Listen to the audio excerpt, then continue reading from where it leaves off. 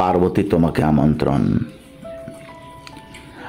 আমার বুকের মধ্যে একটা জাদুঘর আছে, মনের জাদুঘর।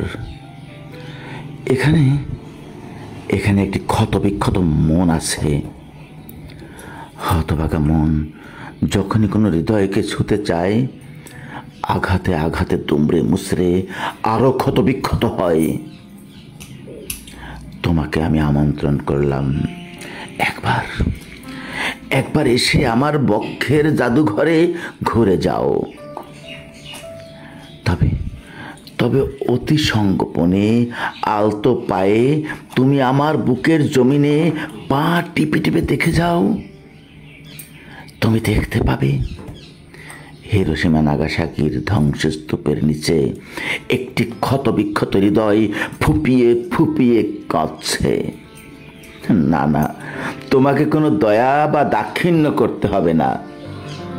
তোমার পূর্বাপর জগৎ সংসারের অন্যান্য নারীদের মতো তুমিও একগাল উপহাসের হাসি হেসে দ্রুত পদক্ষেপে চলে যেও, নিমিষেই মিলিয়ে যেও ওই দূর দিগন্তের সাথে।